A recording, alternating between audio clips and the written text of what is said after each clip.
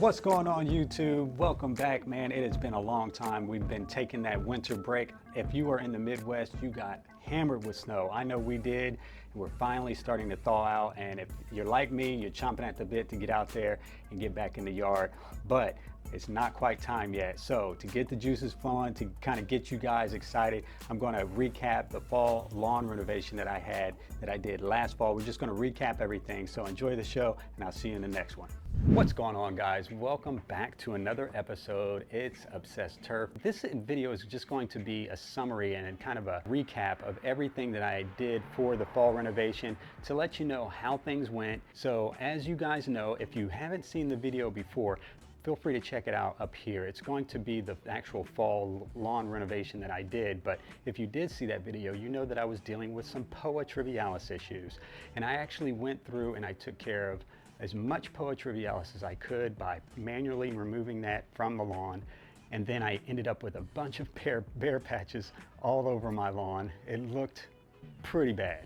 But one of the key things that I learned from this, guys, is that, I guess, first of all, when I stepped up my game in my lawn care process, I started to get more in tune with what my lawn has in it, right? And this really magnified the existence of the Trivialis. By seeing yellowing areas and not really knowing how to properly diagnose that, I misdiagnosed a couple of times until I finally figured out, look, I know for a fact that I'm on top of things with my fungicide. I haven't been using glyphosate at all this year, and I'm still getting these yellow areas. Okay, what's going on?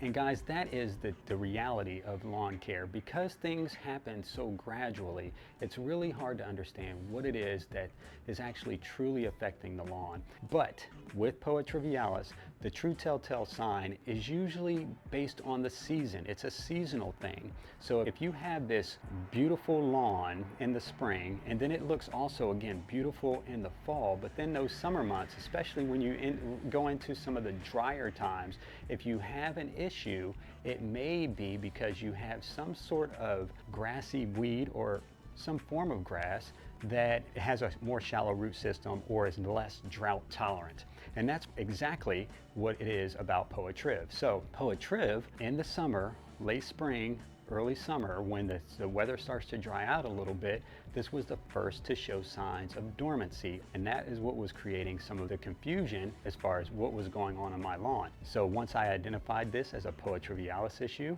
my obsessed self went through and manually pulled all this and had my neighbors thinking I was some sort of crazy man because my lawn had all these patches in it. But one of the other things that I learned, guys, is that once I realized what I was dealing with, and I knew that you could stress out Trivialis by starving it from water, I shut my entire lawn off. I went on a complete removal of irrigation for the most part, just so that I could flush out as much Trivialis as I could so that I could then manually remove that. So that's what I did. I manually removed all the Trivialis, and then I went into my fall renovation program. So anytime that you're doing a fall renovation program, you should really start your plan around the August time frame. And again, this is based on cool season grasses, guys. So even though I think some of this could kind of transfer over into warm season grass types, you got to be aware that, especially when you're getting into certain fertilizers, that you have to know what grass you're dealing with, if it's a warm season grass or a cool season grass. So anyway, back to my lawn. So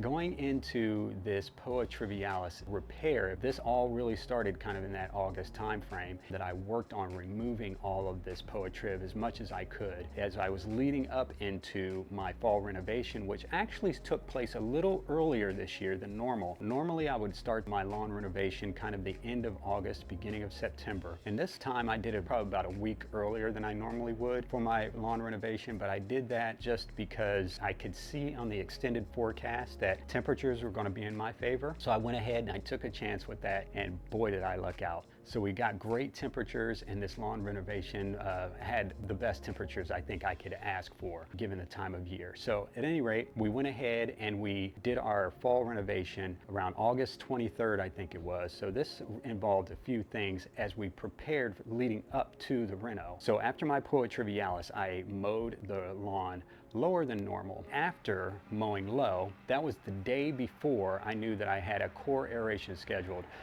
If you saw that previous video, you will know that core aeration is my all-time favorite when it comes to preparing the lawn for an overseed and to keep the lawn thatch levels at a reasonable level. This really helps with in so many ways, and I have a fall core aeration done every year. So after the core aeration was done, we were pretty much ready for our fall reno. So I kind of timed all this out so that I could mow low, core aerate, and then the very following day I could get into working on my lawn reno. So I ended up spending the first day of my lawn reno, went ahead and did that with a Scott's lawn soil and put all that into the bare patches.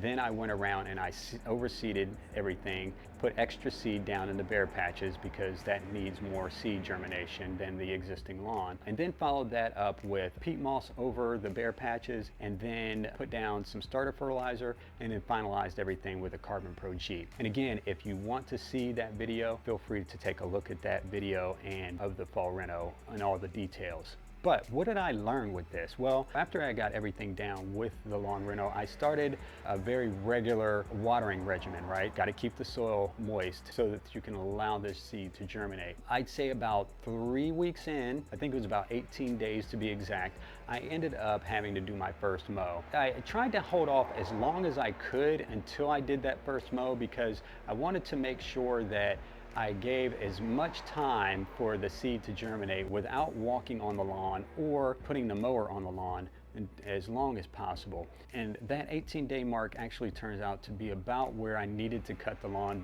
due to the height of the existing grass.